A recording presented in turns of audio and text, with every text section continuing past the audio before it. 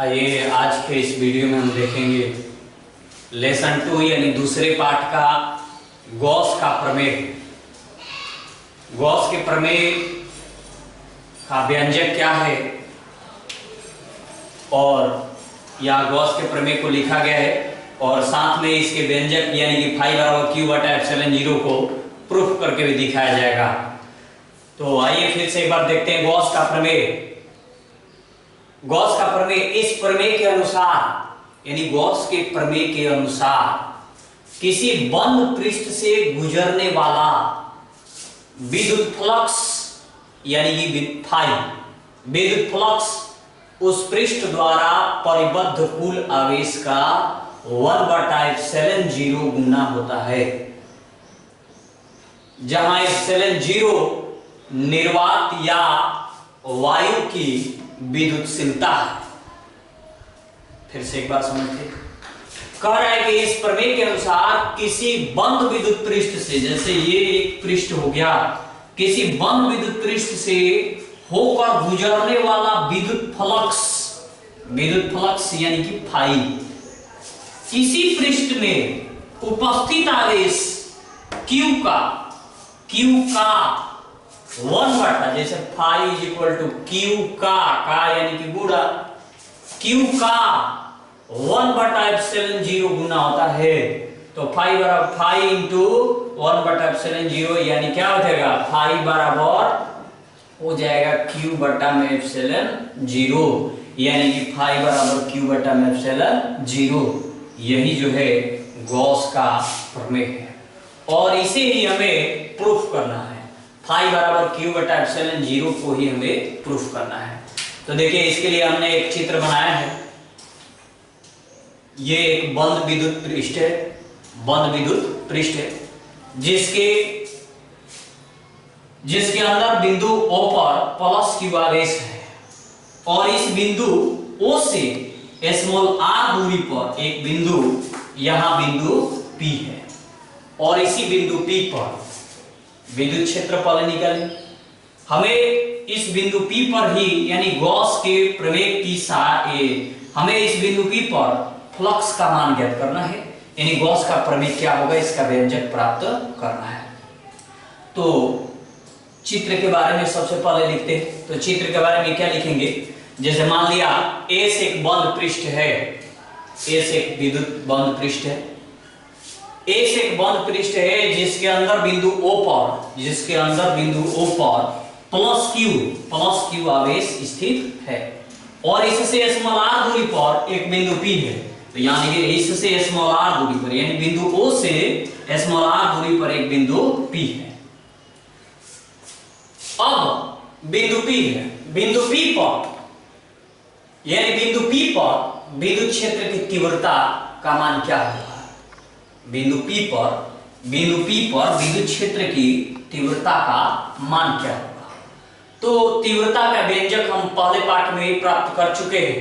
तो विद्युत क्षेत्र की तीव्रता का किसी बिंदुवत आवेश के कारण, यहाँ पर एक बिंदु है और इस बिंदु से दूसरे बिंदु पर यानी कुछ दूरी पर विद्युत क्षेत्र की तीव्रता का व्यंजक होता है E बराबर 1/4πε0 और Q बटा में r² होता है।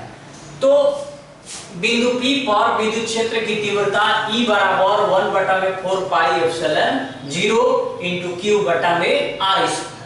ये P पर तीव्रता का व्यंजक हो गया। अब कहा गया कि अल्प क्षेत्रफल यानी ये जो क्षेत्रफल दिया गया है dA, ये पूरा क्षेत्रफल, ये जो गोल बनाया गया है वो क्षेत्रफल अल्प क्षेत्रफल dA से होकर गुजरने वाला विद्युत फ्लक्स, अल्प क्षेत्रफल dA से होकर गुजरने वाला विद्युत फ्लक्स यानी विद्युत फ्लक्स को हम फाई से सूचित करते हैं। तो d फाई बराबर E इंटू dA, विद्युत क्षेत्र की तीव्रता सदिश राशि है और क्षेत्रफल भी सदिश राशि यानी क्षेत्रफल सदिश बोलते हैं इसको। तो ये भी एक सदिश राशि हुआ, अतः दो सदिशों का अदिश गुणनफल डॉट प्रोडक्ट का जो मान होता है E into dA cos theta, E into dA cos theta होगा। तो d फाई बराबर E into dA cos theta यहाँ विद्युत क्षेत्र की तीव्रता का मान समीकरण 1 में निकाला गया है, इसी मान को हम यहाँ पर रख देंगे। तो डी फाई बराबर हो जाएगा, ई के जगह पर लिखेंगे 1/4 पाई एप्सिलॉन 0 इंटू क्यू बटा में आर स्क्वायर, और ये रह गया डी ए कॉस थीटा। ये डी फाई बराबर 1/4 पाई एप्सिलॉन 0 क्यू बटा में आर स्क्वायर और डी ए कॉस थीटा। अब ये तो अल्प क्षेत्रफल डीए से होकर गुजरने वाला था। अब संपूर्ण पृष्ठ के लिए तो लिखेंगे कि संपूर्ण पृष्ठ से होकर,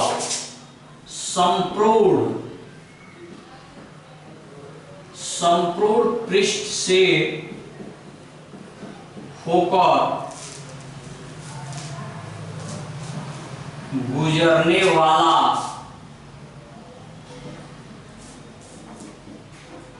विद्युत फ्लक्स, संपूर्ण पृष्ठ से होकर गुजरने वाला विद्युत फ्लक्स, संपूर्ण के लिए समाकलन करना पड़ता है। समाकलन करेंगे डी फाई, समाकलन d phi is equal to समाकलन 1/4 पाई एप्सिलॉन 0 इंटू क्यू बटा में r square into d A cos theta. इसमें जो भी अचर राशि होगा उसे हम बाहर निकाल देंगे। जैसे डी फाई का समाकलन हो जाएगा फाई इज इक्वल टू, इसमें से हम मान निकालेंगे 1/4 पाई एप्सिलॉन 0 और क्यू भी अचर राशि है, क्योंकि आवेश का मान पृष्ठ के अंदर बदलेगा नहीं, जो एक पृष्ठ के अंदर आवेश हो जाएगा वही आवेश रहेगा, तो क्यू भी बाहर निकल जाएगा। तो यहां हम इनटू देकर के क्यू लिखते हैं, और इसके बाद उधर जो बचेगा, इधर बचने वाला है डी ए कॉस थीटा बटा में आर स्क्वायर। तो ये हो गया आपका डी ए कॉस थीटा बटा में r square, d A cos theta बटा में आर स्क्वायर हो गया। तो फाई इज इक्वल टू, ये क्यू में 1 का गुना कर देंगे तो क्यू होगा, और नीचे है 4 पाई एप्सिलॉन 0, और ये समाकलन के अंतर्गत बचा है डी ए कॉस थीटा बटा में r square. D A cos theta बटा में आर स्क्वायर, यहां देखिए d A cos theta, d A cos theta बटा में आर स्क्वायर का मान होता है डी ओमेगा, यानी घन कोण की तरफ। तो D omega, D A cos theta बटा में आर स्क्वायर बराबर होता है डी ओमेगा, और डी ओमेगा का मान होता है 4 पाई, डी ओमेगा का भी मान होता है 4 पाई। तो यहां हम रखेंगे समाकलन डी ओमेगा, और डी ओमेगा का मान 4 पाई होता है, तो यहां 4 पाई रखेंगे। Phi is equal to Q बटा में 4 पाई एप्सिलॉन 0, और डी ओमेगा का मान होता है 4 पाई, तो यहां 4 पाई रख देंगे।